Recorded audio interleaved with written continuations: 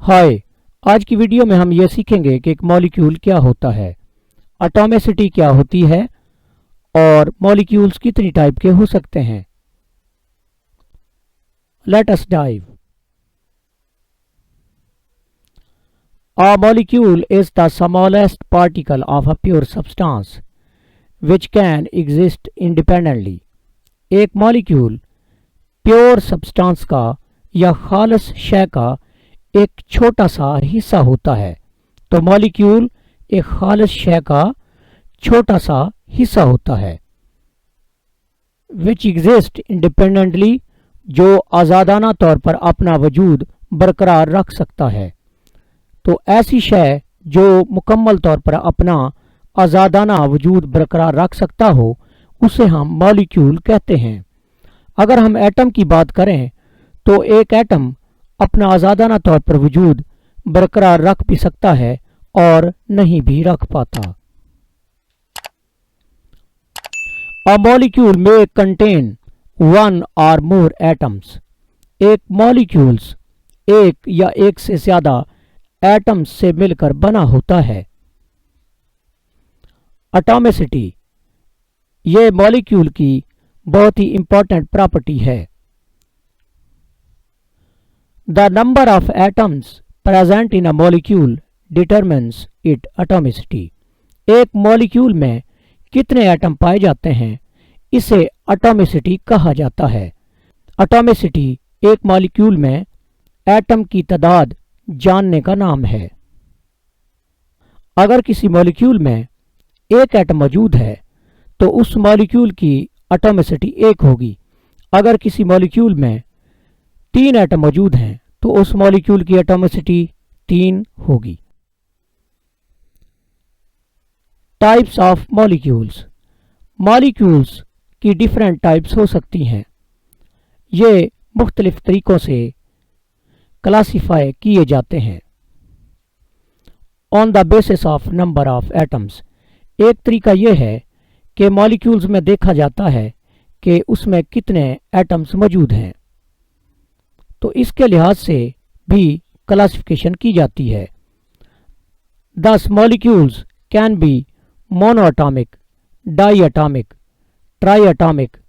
दे contain 1, 2, 3 atoms respectively.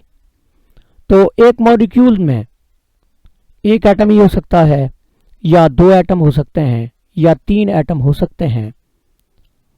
अगर किसी molecule में एक ही एटम हो तो उसे मोनोएटॉमिक मॉलिक्यूल कहा जाता है, और अगर किसी मॉलिक्यूल में 2 एटम मौजूद हों तो उसे डाईएटॉमिक मॉलिक्यूल कहा जाता है।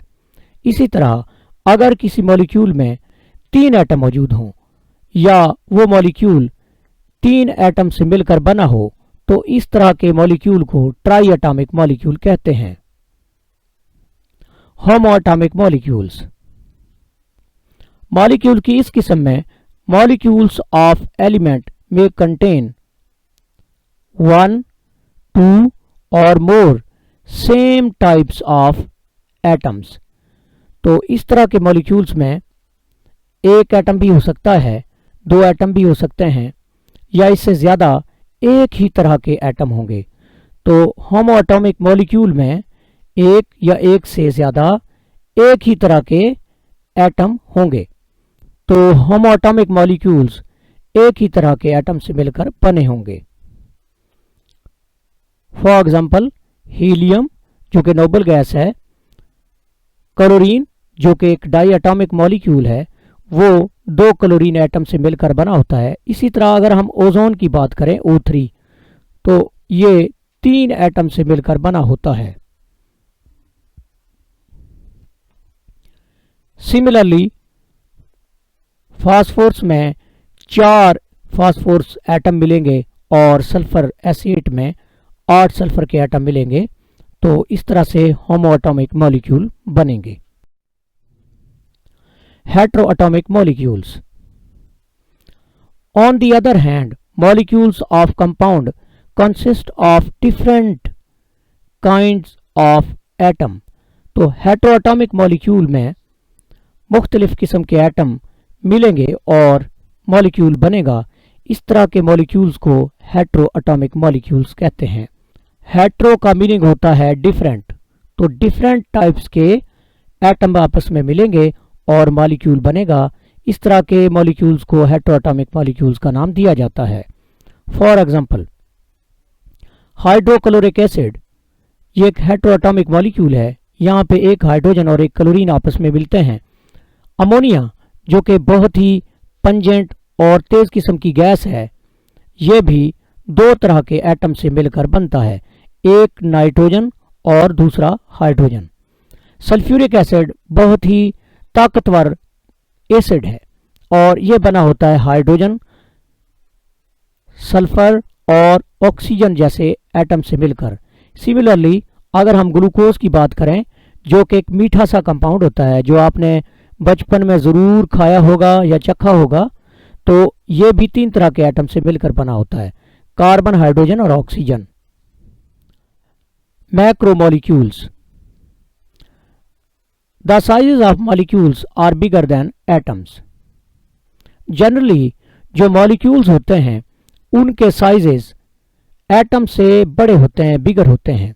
इसका रीज़न ये है कि मॉलिक्यूल जनरली दो या दो से ज़्यादा एटम से मिलकर बने होते हैं, तो ज़्यादा एटम होने की वजह से उनके साइजेस बड़े होंगे।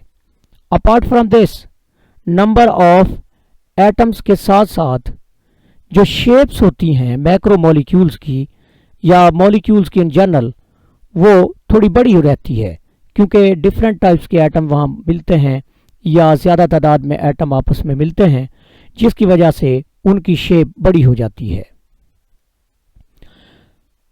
Some molecules are so big that they are called as macromolecules, और कुछ मॉलिक्यूल्स बहुत बड़े होते हैं, उनमें एटम्स की तादाद बहुत ज़्यादा होती है या उनका साइज बड़ा होता है, जिनकी वजह से इनको मैक्रोमोलिक्यूल्स कहा जाता है।